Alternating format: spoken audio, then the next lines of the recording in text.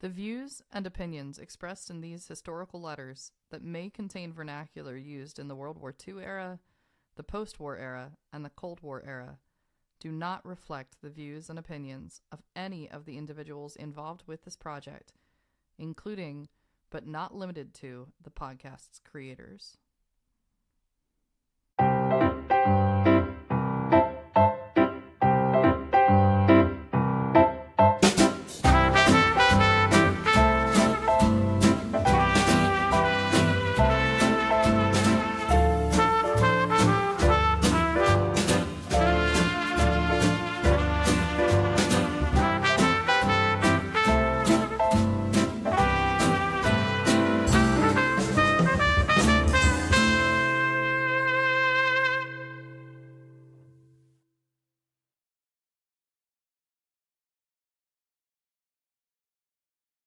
Good morning, Jamie. Good morning, Allison. How are you doing this morning? Just lovely. Has some lovely coffee. Mm-hmm. And today, because I'm lazy and I forgot to do it, I get to read the letters with our listeners today. Yep. And I have not looked at these. I know where we're at, but I haven't seen any of these letters. So I get to experience them first time with everyone else. Yep, Jamie gets to get surprised and shocked, maybe shocked by some of the content here. So in last week's episode, Jamie, we just learned that Sweetie got a television. She did. Yep, and we're going to hear more about that television in this week's episode. We're going to find out more about what Lewis is watching, what he enjoys. Hey, there's a reason this episode title includes the word marionettes, which is just fun. It's a fun word anyway, so we don't get to see it too much. We have two big letters that Sweetie writes here, first to Jean, and then she has the secondary. The secondary letter of this episode is the larger of the two. And then right at the end, we get a little note from Laura, and it's always just nice to hear from Sweetie's mother out there in Lacona, and whatever she's putting up with from her husband, Chester. So we'll see if she comments on it, but we are going to get just a little update there as we head into March of 1950 by the end of this episode. So let's get through some housekeeping. We always do in every episode. If you're new to the Love Sweetie podcast, even if you're not new, please like, share, and subscribe. Click that button. You want to find out when there's new episodes of the Love Sweetie podcast. Click the little bell icon if you want to get notifications for when the new episodes are available. Spoiler alert, it's every Sunday. Every Sunday. Every Sunday. Hey, consistently. We're so proud of that. Yeah, never missed a week here. And then we have on the audio channels, hey, audio listeners, how are you doing today? There is going to be one image that's going to come up on the screen today. Jamie doesn't even know what it is yet. You're going to find out with Jamie about that. Yeah. So, but spoiler, Jamie, you've seen this before. You just didn't know it was coming up in this episode. So it's going to be really, really fun to get into that. That image will be on our website at www.lovesweetiepodcast.com. So check that out. You will not want to miss the picture from this episode. Of all of them, probably I would say through, what is this, episode 78? Is going to rank pretty high on things you might want to check out on the website. So can't stress that enough, but you'll know when we really get to talking about it. But Jamie, here we are. We're still in February of 1950. Sweetie's writing a lot this month. Now Sweetie's writing to Jean. February 24th. 1950. Dear Jean, received your letter yesterday, and shall hasten to answer, as we've been having some rather unfriendly discussions as to the likelihood of a visit there this year. I wish we could talk this over instead of writing long distance, as there is so much more can be said than written. It has been more or less brought to a head by the fact that personnel called Lou up to the office to ask what he was going to do when his enlistment is up in May. He has 25 days leave on the books, and he has the choice of being paid off or to extend his leave to the next year's or term's leave. He would be lucky to get approximately $100 for the leave, and thinks that he might want to take a trip as we did to Niagara Falls or some such place, and might regret taking the money and then being without leave. Besides, he loves the shore, and always plans on spending some time there, though we never have gone down for more than a day until this year, when Elizabeth took an apartment for the month. I hardly know how to go about getting the points across to you. 1. Our car cannot stand a trip to Iowa. Right now it is not fit to drive the 2 miles to the base, and Lou is hitching rides back and forth with any kind soul who will stop and pick him up. Even with the new rear bearings that it is going to take, the front end is so worn that he said this morning he wouldn't consider starting out on a trip like that, and to buy a new car is just out of the question. 2. Though he has 25 days coming to him, they won't let him take it in one lump. 15 days is about the most anyone is allowed to take, all at once. And so he couldn't have enough time to come with me. I'd have to come ahead of him on the train. And besides, he says that would take too much money, and that if I went on the train, I'd have to come back on the train too. 3. I feel I've just got to have a garden to cut down our winter food bill, and that means I'd have to come early before gardening gets into full swing, or else wait until late after gardening is through. Mama wrote that there was a time when green beans are picked, when the garden goes into a rest period, but that is also the peak of summer season, when Lou wants to go to the shore or take a day or two off to do some of the things he wants to do. 4. Lou has never mentioned anything Papa did to him while we were there, for which I'm very grateful, and he even started the planning, that if we could get a car we'd drive out on his leave and visit, but he doesn't feel that I should make the trip out there each year. A letter from the folks said that they wanted me to come there and go with them on a trip west, and only then did he say anything about my coming there, that he didn't see why I should go there each year when they took a trip west instead of east to see us. He doesn't see why they should go west to sightsee when there is no relative out there, when they could come east to Chicago, to Frank's, to Indiana, to the family house, to Pittsburgh, to Aunt Sarah, and on here to see us. There is plenty to see in the east. 5. Another thing. He says that if I do have to be the one to do the traveling, he doesn't think they should insist on making me stay a month or 6 weeks and leave him alone all that time. He thinks that 2 weeks should be enough, and I doubt if I can make you understand what it is like to be away from him for a month or 6 weeks, or even 2 weeks. I try to make him understand that it is far enough away that I should make the money spent worthwhile, but his contention is that he wants some of the good weather for his plans and vacation. I've tried to tell the folks these things, but all I get is that old routine. We're your folks, and what we say is right, and I achieve the same results as banging my head against a stone wall.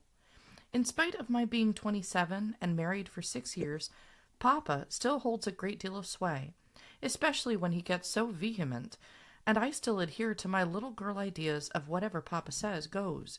Makes for a great deal of trouble with Lou, and by the time the details are worked out to Papa's satisfaction, I'm sore about the whole thing, and would be better off to go off and eat worms. We haven't got the money, and I can't see that it is anywhere near right for you to keep paying through the nose. I wrote and told the folks that we didn't have the money, and that I was going to have a big garden to try to cut down our food bills, and tried gently to get the idea across to them, rather than hit them with a blockbuster. I remember how you stayed on the fence when I was trying to get away to come here, and I can see you doing the very same thing right now. And I may as well admit it provokes me more than if you took a very definite stand, either for or against me. Oh, I'm so glad you broke there. Wow, out of all the letters for me to not read. Okay, let's talk about this one for a little bit. Yeah. So Sweetie is stuck in between what we call a rock and a hard place. Yeah. Or Yeah. a Lou and a Chester. Yeah. Yeah. And this is very interesting. This for me is a relationship kind of, this is your husband versus your father, obviously. Yeah. And what has happened more recently is like women used to live with their families until they got married. Mm-hmm. That's why the father gives away the bride. It's like the dad, and that's why the groom asks the father for the bride's hand. It's because, like, there was that mentality, and that this is Chester, that's my daughter. Right. You have not taken, but Chester is like, he's holding on real tight, and yeah, he's assertive.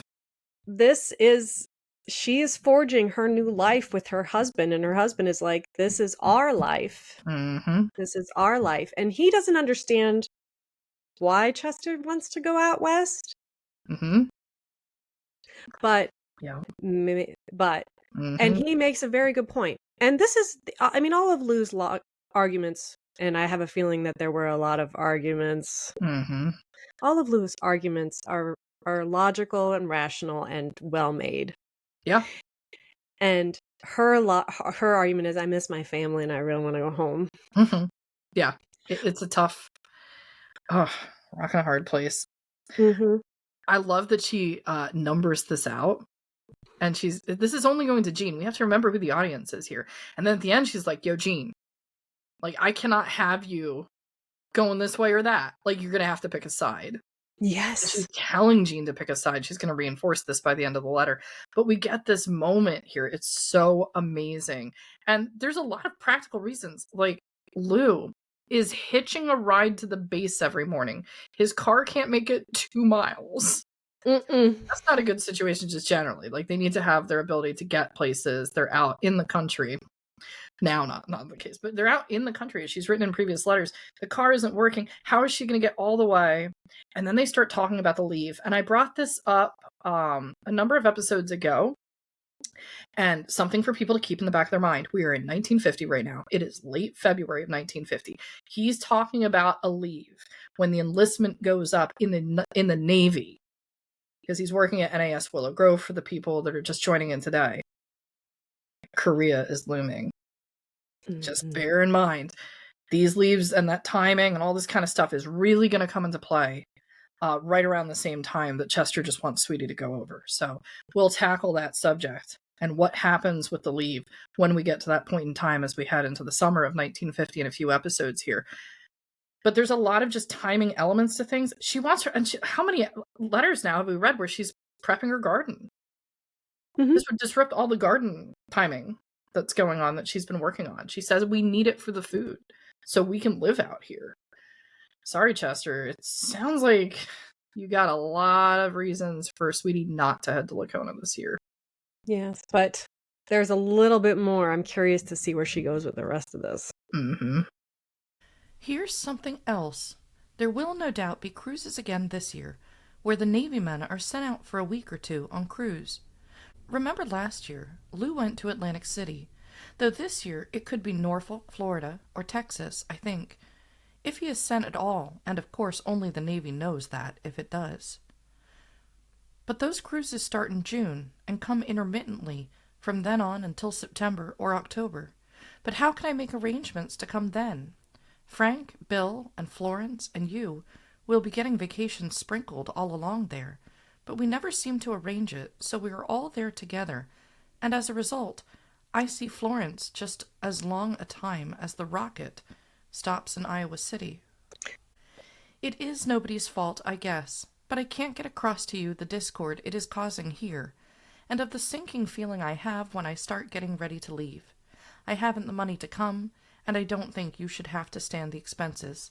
I can't see Sister leaving her house, her husband, for the 6 weeks or a month that the folks demand I stay. Even if you do stand the train expense, I wonder if you realize how much a garden can mean to us in the way of winter food and cutting down our expense account. I'm not saying I don't want to come. I do. But just the same, it presents a great many problems to work out, and nobody is going to be entirely satisfied. But I do know that Papa's tactics are, get here, and then we'll work on her to stay longer, and that I just do not like, for he always comes up with the trite and worn yet effective statement, now, there's just no sense to this, and rather than buck him, I give in, and then I've got trouble on my hands with Lou.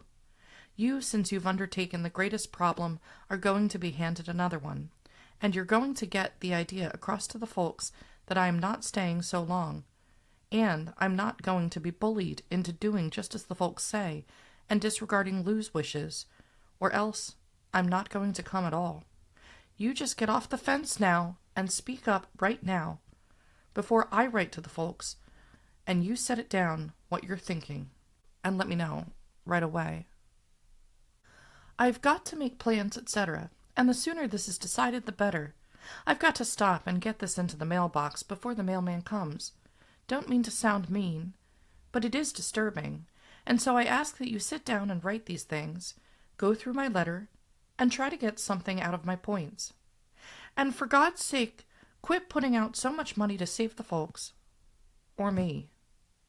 Include in your letter the time you'll have vacation, as well as the others as well as you know. Now come on, get off the fence, and do some plain talking. I'm sick with a cold, and I've got to take some sulfa and get to work. Love, Sweetie.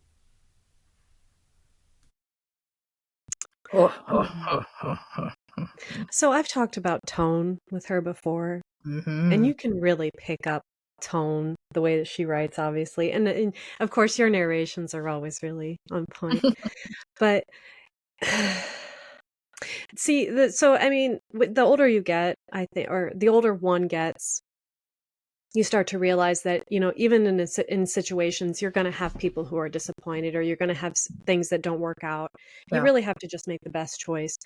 And I think that she definitely knows this. I am concerned that her and Lou were having some pretty decent arguments about this. Yeah, there's a lot on her mind, and you nailed it from the first half of the letter, which is like she's stuck between the father and the husband. Mm-hmm. And then she directly writes it to Jean, and she says, you got to pick a side. Like, that's it. That's an order. We almost never hear Sweetie order anybody to do anything other than write letters. And she's like, nope, you're picking the right side here. They're not going to bully us to go out there and have to deal with all of this. Oh my gosh. Yeah, it's a lot. And we have to remember one other really important point that comes up in episode 71, that really, really important episode, Determination and Cussedness. When Sweetie writes about how she knows that her father's abusing morphine, she also indicates that she has not told Lou. She's keeping a massive secret about what's going on in Lacona from her husband. Mm-hmm. And I have reason to believe from future letters that this still remains a secret from Lou. I've confirmed it's been a secret the whole time to my father. This was never talked about. So she's got this weighing on her head. She wants to check in with her folks, especially her mother. And her mother had just gone through something at the end of the year. Thank goodness, not like a cancer diagnosis, but something was going on. She wants to see family. And something happened where he didn't get along with Chester when they were out there. But obviously, the right side here is her staying home. And she's made it very, very clear, very pointed in getting Jean on her side with all of this. And yet there's this secret she hasn't told him the whole time, which is her father's truly not well with things. So, yeah, it's a heavy letter, but I think it's such an important letter where she just says, here's how it's going to be. It is heavy. That's a very good way to put it. Yeah. Because she's learning that, there's going to be situations where she has to make some hard decisions and people are going to be upset, and that she's going to have to deal with the fallout of that. But honestly, your father is in Iowa. Right. And your husband is in your house. Yeah. It's like, this is the life that you're creating together. And she said it. She's been married for 6 years. 6 years. At what point is Chester going to respect the fact that, like, she's not a little girl anymore? Yes. She has her son. She has her home. She's been married for a while now, and she's prioritizing. And it's a different relationship for him too. But, and for Chester to make her feel this way and to like treat his daughter, she's 27. Yep. She's coming into her own. She's and Lou makes a good point. I mean, we understand that, Chester's not doing well. Chester's had a really rough time, and this is his baby. Sweetie was the baby. Yep. So, I mean, there's like a different relationship there. And she makes a really good point. She's like, you guys wouldn't ask sister to leave Jabil for a month or 6 weeks. Yeah. And for Chester to treat Lou in a certain way and then expect Sweetie to respect, like, that's the man that she joined herself with, and that's the father of her child and her provider and her husband. Yeah. To insert himself in there in such a way I'm losing a little bit of respect for him here. Yeah, this is, I think, one of the points where we really do start to see it. Like, we love everything about the good side of Chester, for sure, and the naturalist. But the reality is, humans are more than just 2D, right, personalities. They have all their flaws and weaknesses. This is a major character flaw. Yes. Is his ability to bully and then do things. She's going to go into a little bit more about what Chester's up to in the next letter. But the other big point that Lou brings up is, like, why isn't he coming east? Like, everybody is east. Get in your car if you have free time, sir. He's close to the retirement age. Like, get in your car, go see Frank in Chicago. It's on the way. And your Indiana family, that's on the way. And there's the aunt in Pittsburgh. We haven't even talked about Aunt Sarah. You've got people to see. And then he would want to explore everything out east. He's like, but for whatever reason, he wants to go west. There's no family out there. So, like, that doesn't quite make sense to him either, except we know that it makes sense. There is an ulterior motive for Chester wanting to get out west as soon as possible. Yes. And we'll explore that before the end of season 2 and why he's heading out that way. But yeah, a heavy letter. But I'm pleased to note that there are moments in the next letter that are not as heavy, and we can see some more about what's going on. Yeah. So, yes. So the next letter then is to family. This is a family letter. Mm-hmm. And this was written, hold on a second because I didn't read them. Mm-hmm. This was written 2 days later. Yep. So here we go. County Line Road, Hatboro, Pennsylvania, February 28th, 1950.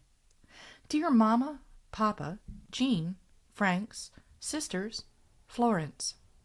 I'm afraid so many letters from me may have serious consequences on the health of some of you, but here we go again. For Sister's sake, perhaps a shorter one, as I know the trouble I have getting my geranium leaves plucked before lunchtime rolls around. Have had 2 letters from the folks in just about as many days, so I shall answer them first and try to bring you up to date on our small happenings here. And small they are. First, Daddy's letter written February 7th, continued February 19th, and also February 20th. I must take this opportunity to show Papa that he too suffers my trouble on occasions, at least, for so do I start and stop and start again on occasions before I can get one letter written and sent. In the meantime, what letters I receive from him contain many Papa Barbs aimed at my negligence in writing. Yuck, yuck. Was interested in your explanation of the Chinadoxa, and knew that they were not expected to come up with the latter part of March or April, but since the jonquils are coming up so prematurely, I still think it strange that they too are not showing some premature growth. I planted them all at the same time about the 1st or middle of November, I think. Read carefully the directions for planting, and aside from planting them a little too deep, and I'm not sure I did plant them too deep either, it seemed to me that if the jonquils were coming up, that there should also be some sign of the glory of the snow. Just the same, I'm anticipating some nice flowers and shall be sorely disappointed if they don't come up and bloom nicely. We had ice and sleet, and all of them had a nice coating of ice that I worried about. But the greenhouse man across the street said lots of his tulips were up, and suffered the same thing, and he was sure they were perfectly all right. Made me feel better, but just the same, I'll feel bad if they aren't all right. Time will tell. All right, I'm going to pause here real quick just to talk about the greenhouse man across the street. This is not the farmer, Frank Early. This is the Rieselmans, actually, the next door neighbors. And just everybody you're gonna bank some information. You're gonna click save as in your minds for some information here. He has a greenhouse. You're gonna click save as for the episode that's gonna air right before Christmas. This is gonna come into play. They're gonna talk a lot about the greenhouses then. And we're gonna hear about more of the florals, but yeah, these are other members of the agricolae, but more on the flower side. I guess I don't know what you call floral agricolae. We'll figure something out. We'll figure it out. Yeah. But yeah, bank that information about the greenhouse for later on in the season. Was interested to hear of your butchering, driving all 4 to get just the one you wanted at Hollenbeck's. Have often wondered if Hollenbeck was able to help you out at the farm, or if you received payment for the cesarean performed while I was there. I was amazed to hear fox hides weren't worth the saving, and wonder What has happened to the fur coat business that nobody would buy them? Speaking of fur coats, did I tell you that Elizabeth successfully put the bite on Bob for a new muskrat coat at a neat $385 after just buying a wool covert with a zip in lining the day before? Some people just don't know when they are well off. I don't share in whole your glee in baiting the dogs and then firing broadside at the unsuspecting critters. Could see Mama's silent disapproval and even shared it long distance. Some day you're going to be caught at it and be as much at a loss for explanation as you were at the scene of the fire. A word to the wise. All right, before we get into that, there's like some things going on here other than Dit's got a very expensive new coat from her husband. A muskrat coat that costs more than their television. Right, yeah. The television was what, $189, and it was like $2,600 today. This is $385.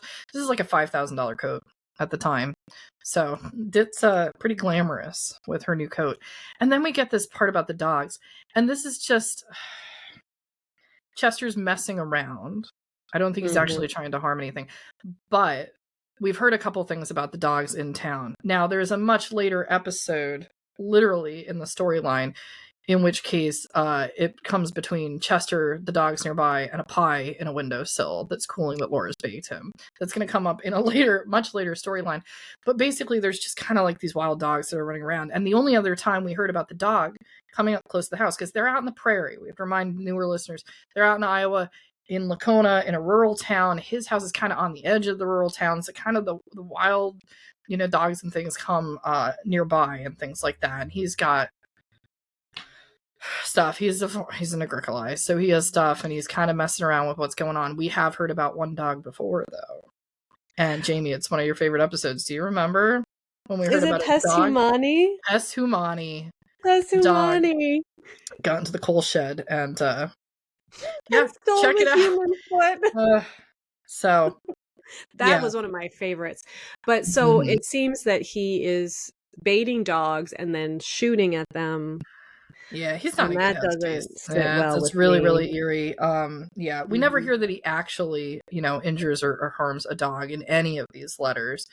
He has a big respect for nature most of the time, but he's just kind of messing around. Nobody should be doing any harm towards animals, obviously.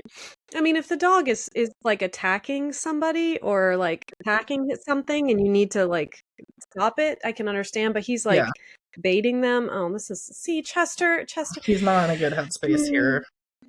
Yeah, anyway. Not at all. So I'm glad the calves are gone, too, as much on account of your driving out there in bad weather as because of theft, though that would be a very easy place to back a truck up and haul them off. Don't blame Mrs. Fight for mourning their loss, as you'd grieve too over losing the calves. And believe me, we couldn't stand such a loss. I am not sure either that I did right in turning down the Grand Canyon scene, but I still say we haven't suitable wall space for it, and rather than take it and stick it away where few could appreciate it, I thought I should turn it down and let somebody else have a chance who could put it to better use than I. Yes, Papa, I can see and hear you shrug and say, "Pooh," as you so often have to me. But remember, when I, out of the kindness and generosity of my heart, offered you a glasses case, small 'tis true, yet you rebuffed me so thoroughly that I withdrew the offer, and now that case lies unused and gathering dust in a dresser drawer, when you might have given it to some worthy patient and done them much more good. Likewise the picture. I thought I'd be kind in offering it to someone else, but I wonder if you haven't misread that gesture too. In the first place, now that we have the television set, it is the center of attraction in the living room, and by arrangement of the furniture, it takes the most prominent space. Feeling that the coat of arms you made for us is secondary importance only puts it right above the set to achieve as much attention or perhaps more. That is the biggest wall, and so there isn't suitable place left for it.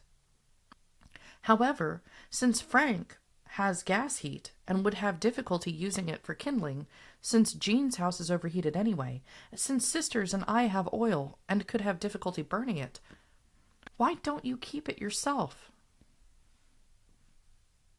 So this is a fascinating section. Yeah. She's describing a picture of some sort that Chester has. And here's the thing. We know that he has a huge passion for photography, but because she's mentioning this, and she's been talking about how the folks are going to go west, it's clear they've been to the Grand Canyon before. Then there's this whole thing where she's just like, nothing should just be around and just collecting dust. And then she kind of jests with Chester at the end because she's like, well, Frank could use it for kindling, and all this other stuff. So there's a bit of confusion. And I want to draw some attention into the County Line Road living room. Let's talk about the television set. She says, I don't want it to draw focus from the set. The set is 12 inches long. Right? This is like tiny set. And then we know Chester painted the crest, the family coat of arms. The picture of that is on the website. He gave them to that as a wedding gift, a painting of the coat of arms. So now we get an image of what's exactly against her wall. We have the cabinet with the built-in television, and we have Chester's painted Demarest family coat of arms on the wall. And she says there's not enough room for this picture and this Grand Canyon scene. Well, I wouldn't have known what this is, and our listeners would have no clue what this is, except for one thing. At some point in time, when the Demarees are gone, that picture is going to get moved around. And then I can confirm 100%, I don't even know if other family members have ever seen this, I can confirm 100% that Frank didn't get it, and sister didn't get it, Jean didn't get it, and Florence didn't get it for the families. So I don't know if it's because they just didn't care about it, because they joke about the whole kindling thing. But for whatever reason, this winds up in Sweetie's hands at the end of the whole thing. And then what happens? It goes up in an attic for at least 30 years. I have no idea if it was ever actually displayed in the home, because she says it's too big for the wall. And when I went up into the attic, I saw this giant thing up there, brought it down, and my dad's like, oh, why'd you bring that giant thing down here? And it turns out it was a Grand Canyon scene painted by Dr. Demaree. And we know for certain now that it must have been painted, because we never heard about them going to the Grand Canyon the whole 40s. This must have been painted in the 30s or the 20s, potentially. So this painting's probably about 100 years old. It is about 4 feet wide, and I have it on the other screen. It hangs in my dining room. It's finally on the wall. It took 70 years for it to hang on a wall once more. And this is why I said this is one of the most important things that we're going to show on the website.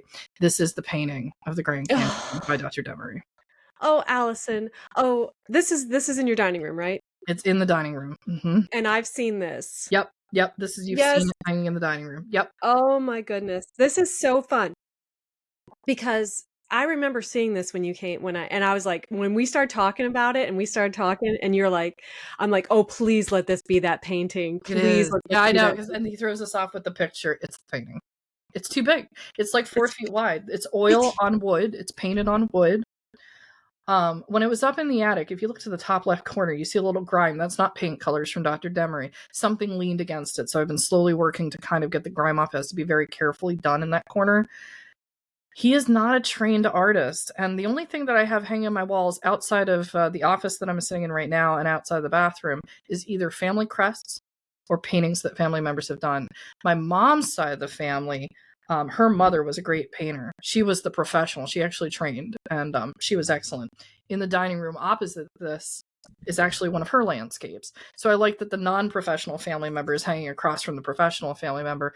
But if we just take a moment to really just appreciate this painting, to think about his ability to see and to be able to reflect that in artwork without being trained professionally as an artist, it just speaks more. As much as like we talked about Dr. Demaree's faults, this is not one of them. Mm-mm. He gets an idea for perspective. I think the trees he kind of struggles with, like what to do. And, this wasn't happy trees. Like he didn't have, Bob Ross was around to say like, here's how you do the happy trees. But I love the rocks actually, right down in like the canyon portion. I think you can see where he's somewhat obsessed. I'm going to zoom in on various parts of this because it's such a large painting. You can see the brush strokes and you can see like the water in here in the canyon. This confirms absolutely that it is the Grand Canyon, but this is my favorite level of detail, is kind of this valley here. Well, when I first saw this, of course, you're like, Allison was taking me around. She's like, and this is, I just like fawned over it. She goes, and you can tell it's Chester because look at the detail and how much time he spent on these rocks. And then over here on the side there, he's like, Right. Yeah, he kind of, it's like what he was obsessed with versus what he was not. Like, okay, he didn't care too much about like the flower here or like Over maybe here. kind of happy trees, kind of, we don't know, happy trees. And But like the in the rocks, I corners, love but then the level of the detail valley, here and like the color with the tones. river. Oh, Yeah, with the river section of the painting. It truly is a work of art. For an untrained eye, I couldn't do this. Yeah. I love that this is the painting that she's talking about and using it for like it's painted on wood. It's oil on wood. That's why she's joking about kindling. Like, and then your dad goes, "Why did you bring that down here? Don't you know the whole story with this?" Yeah, he's like, why did you bring that dusty thing down here? So funny. I'm so delighted that it got saved. I don't know at what point in the storyline she rescues it, or if it's this point where he just sends it out to her, because actually in these letters we get no mention that he's done that. So I'm thinking this is when they're gone, that they were going through their things, and finally someone had to take the thing. And then, for all I know, she never hung it up. I'm going to check with my dad, but I know it had been up in the attic for at least 30 years. My whole life, I never saw this hanging up at my grandmother's home. So if it hung up, most likely, potentially, it hung up when they are with other individuals who know art, and it probably would have been judged very mercilessly. I'm thinking this stayed in the attic the whole time. I don't see a reality where this was displayed. And it was just always talked about. I don't think he signed the bottom corner.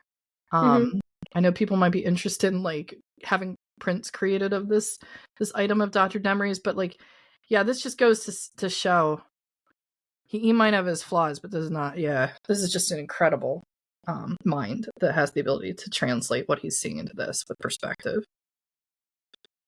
So, I was delighted. I'm like, Jamie's gonna be surprised because I said you've seen this before. But now I was shocked. Oh, I just love the story that comes with this now too. That she was like mad at him was this the painting? Like, did they talk about this before and Frank getting it? Like, it was around the time of the piano. They mentioned a little bit, but not specifically Grand Canyon. From her description, now we know. Like, yeah, that has to be it then. So this has to be the giant.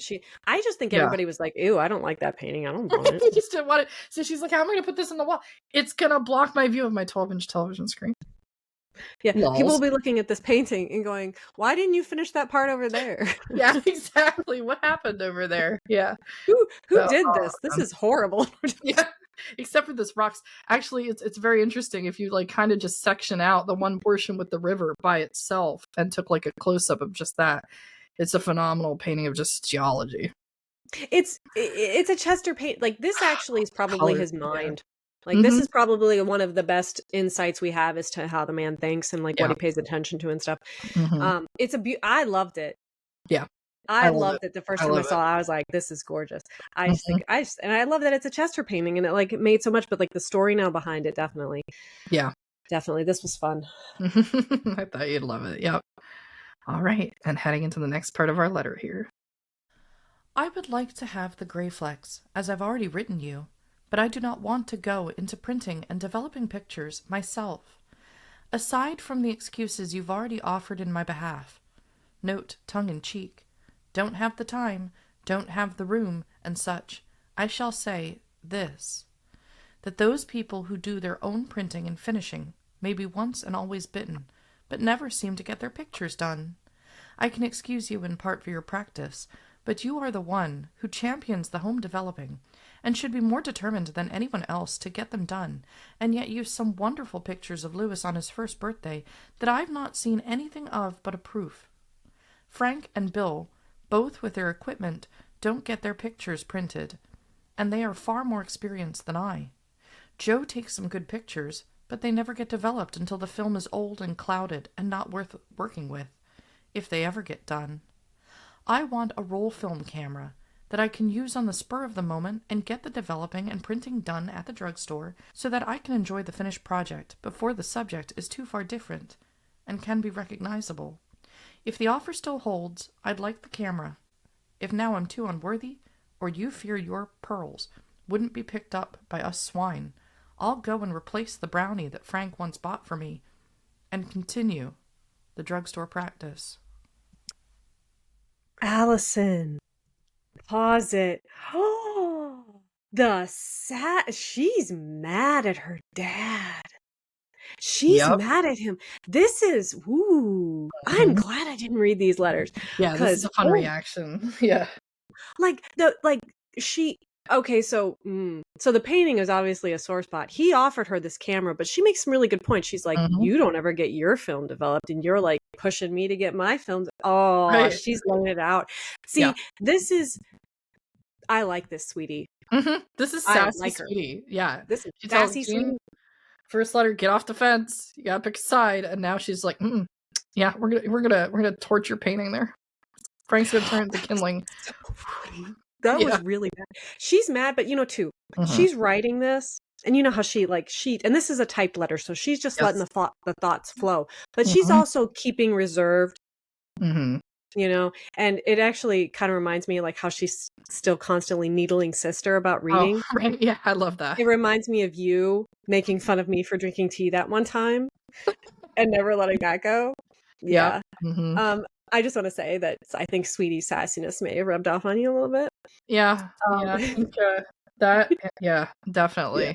So, but she's really kind of, and I think that this is kind of like she's pulling herself up. Like she's like, no, she's got that spine now. She's like, you know what?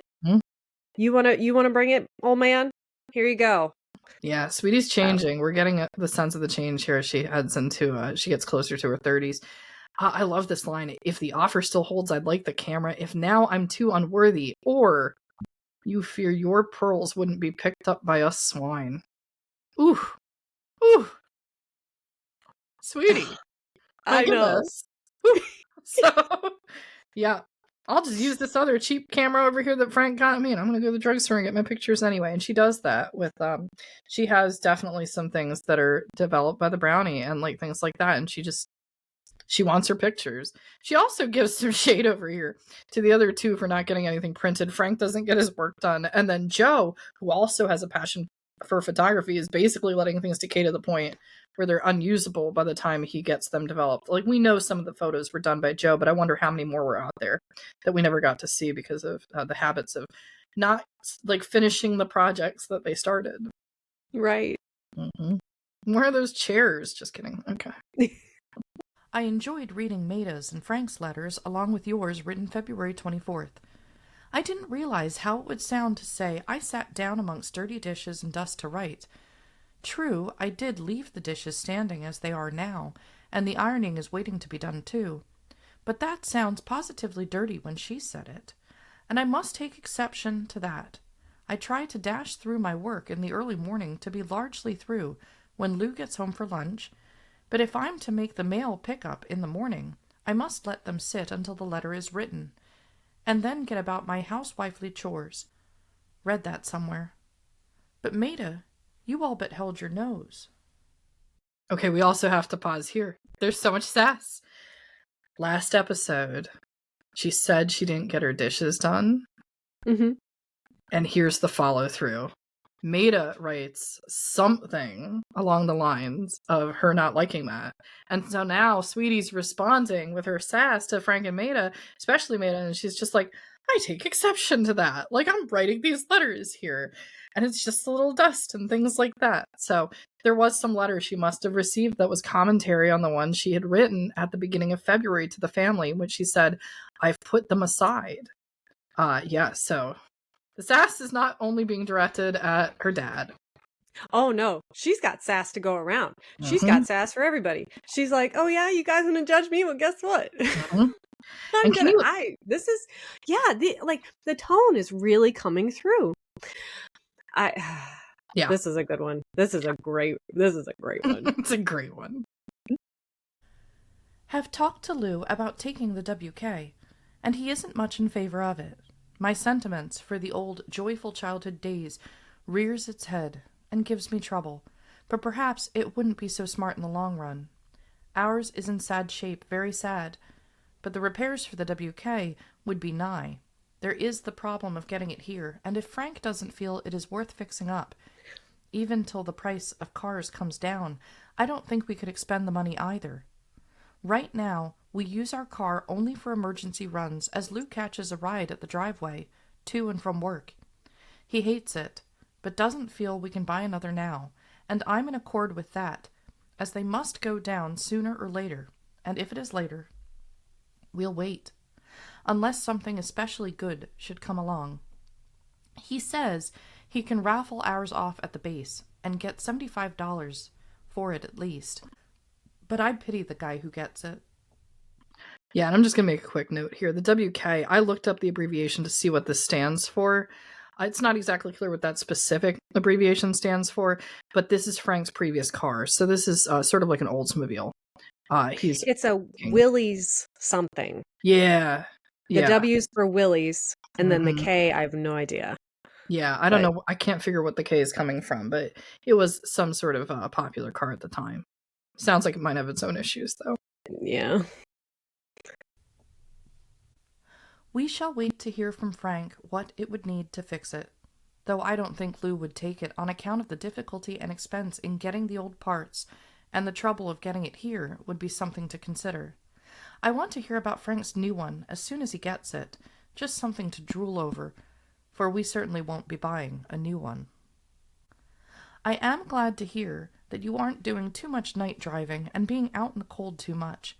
Like you, I'm looking forward to spring and warm weather more than ever before, and I'm truly anxious to try my hand at gardening and flowers this year, which makes it very difficult to decide what I can do about the annual trek there this year.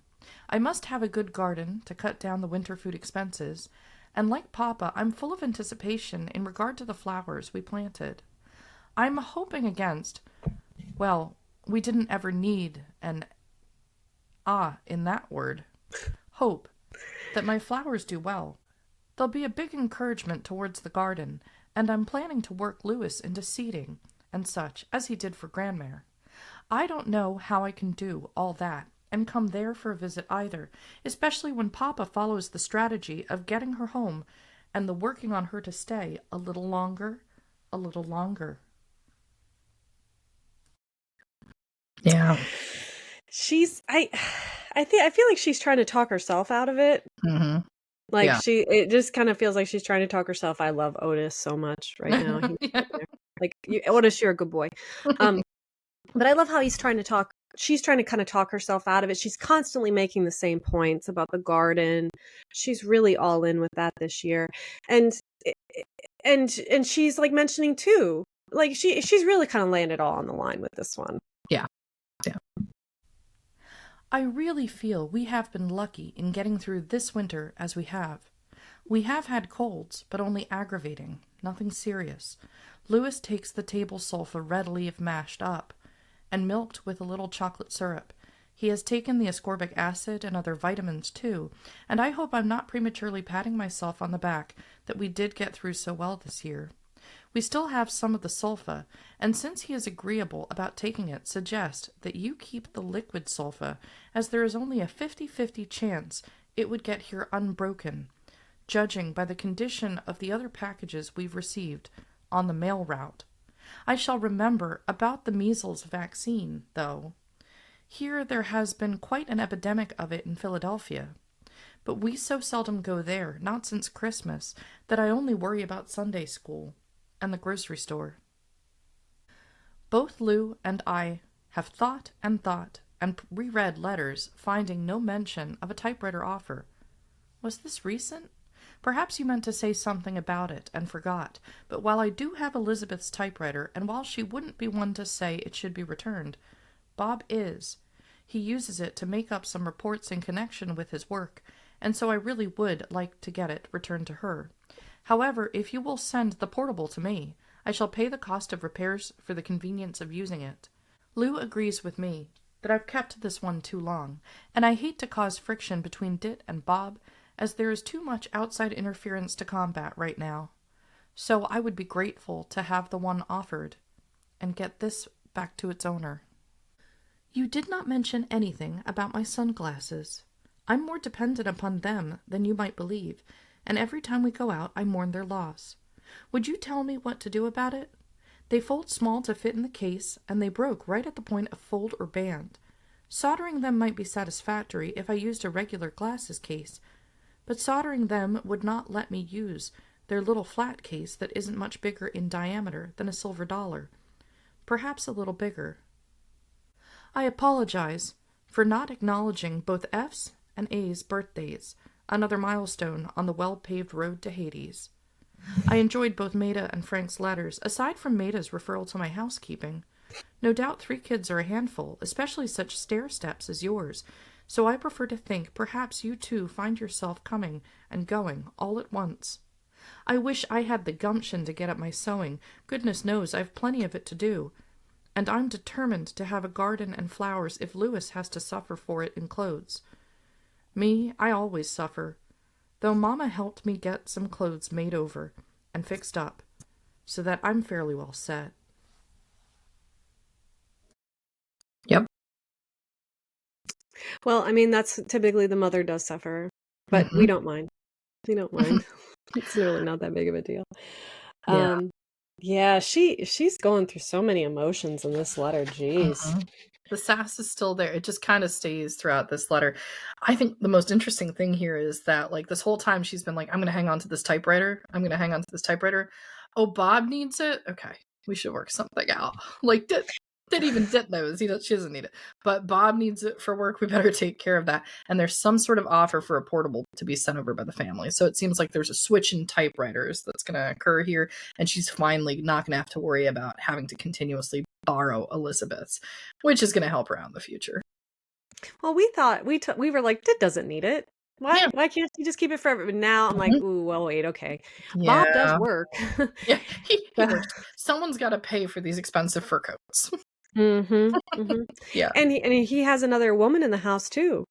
Sydney's in the house with him now as well, so he also has this financial, this new financial situation. So he needs his typewriter back. Because I was like, well, if he can drop like 10 grand on a muskrat coat, then sure he can buy another typewriter. Yeah. So, but yeah, she just doesn't want to be the inconvenience. She never did in her whole life. If she could find a way to like help out other people, that was always, her drive with everything. Also, then in this section, we had the mention of the sickness. We are in February. She's saying we've mostly made it through, except the sulfa. Here we go again. Again with the medications. As Jamie reminded us in the last episode, as we'll remind everybody in this episode, this is medication from the 1950s. Talk to your doctor. Most of these things are extremely regulated. None of this is to be construed as any form of medical advice whatsoever. The sulfa, is it getting mixed with chocolate milk? Essentially, however you need to get it to him, I guess. I don't. Sulfa milk. That sounds so gross. Or Louis. Louis was like the test run on a lot of stuff. Just mix it with some chocolate syrup. Ooh, so yeah. However, I mean, she dealt with him being sick a lot. Yeah. And even Lou, when he was in the Merchant Marines, he wrote to her. He's like, I hope you're not sick because I know how you get when you're sick, because she would get sick quite often. Yep. So, but yeah, you're right. The sass is, oh man, there's still more to go. There's still more to go. There's a little bit left here. She's got the typewriter, so we get these nice letters. So she can't give it back to Bob. Oh, I'm scared. Okay. See what happens at the end here. Now, I must tell you something of the set, as Louis so elegantly calls the television. What a lot of enjoyment we do get out of it. Because of ice on the road and too short a ladder, we still do not have the outdoor antenna up and working, but I'm amazed to see the picture we get on it, using the indoor antenna. It is equal to many we've seen with the outdoor antenna installed. And note, too, by the ads and clippings that Sister sent us, that there is a good $20 increase in price on the sets there, compared to the same sets we priced here. The longer we have ours, the more satisfied I am that we made an excellent buy in this particular model, and in spite of what Consumers Union says, I honestly feel we did well to disregard their opinion. Of course, I realize, too, that television is such a growing and advancing field that such a publication can hardly keep up. Frank made mention of the color problem, and I would like to say that in talking with and questioning the salesman, some of whom didn't know straight up, and some of them were well read and informed, they said they did not expect color to be perfected for the market for 5 years, and that any color adapter would be such that it could readily convert the sets on the market now. I believe that, and after reading some statements by Dr. Dumont, who supposedly is one of the pioneers, am convinced that we waited long enough before buying. I agree with Frank that there will be some price reductions there and in the Midwest, but we have continued to watch the newspapers and find little lowering in price here since we bought. It is now a good educational medium, but there are some poor old movies that are bringing to new glory the adventures of Hopalong Cassidy and Tom Mix. Hoot Gibson brings out the thrilling highlights of the cowboys' gun-tootin', shoot-from-the-hip stuff that I find very distasteful in kinds of school age. I am finding all manner of excuses to get them turned off in the nick of time, and so far feel I've done pretty well, as there are so many good things for him to see instead. Most of them come right at the supper hour, from 5:30 to 7, or thereabouts, and so I prolong supper and the dishes till they are gone, and the other stuff comes on. There are a good many puppet and marionette shows that he enjoys, clowns and circuses that he watches with wide open mouth and goggle eyes. Of all the puppets, I think Kukla, Fran, and Ollie is the best. If you have any opportunity to read about them, do. They originate in Chicago, and that Ollie the Dragon is truly a cute and charming character. Lou doesn't quite share my enthusiasm for them, but they are my pick of the crop. And a couple notes here before we finish up the letter. First of all, we're talking about the advent of color televisions from Frank on one of the previous slides here, that the market isn't quite there yet for color, but they're talking about it. So if people are wondering, these are the black and white televisions, when are we going to get to the color converters and the color versions? It's not going to be far off from this time period. But the coolest thing here is the mention of some of the shows. I think that let's say the early boomers were all watching these shows. This is what they were doing. And this puppet show is actually quite famous, the Kukla, Fran, and Ollie. If you go on YouTube and you look for this, you can find all the way back to episodes that aired in 1949. There's probably even some earlier ones than that. It was one woman and then two puppets. So, and one of the puppets is like a dragon and it talks. So, and these are long episodes. This is like 40-minute episodes of like a woman and like two puppets on the screen. Oh, That's wow. what they were watching. Yeah. So they're really fascinating to look at, but Dad really remembers Kukla, Fran, and Ollie. So that's the one that I hinted at in the next episode we'd get to hear the name of. Maida, I have found that Lincoln logs, blocks, hijinks, cars, or anything else can disappear in the wink of an eye with this warning. If you don't pick up these things right now, you'll miss the television show. They're gone.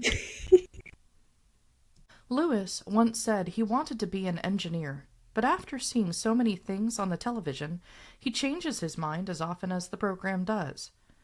Currently, he is going to be the man who makes the Marionettes work. We plan to forsake the set on Friday night to go to the 12-cent movie at the base and see Cinderella, which, by the way, was presented on television by the Marionettes, and it was a very fine entertainment for Lewis. They show a good many of the old Shirley Temple movies and comedies, and I find them little too for him, too, even though the child actors are even younger than he is now.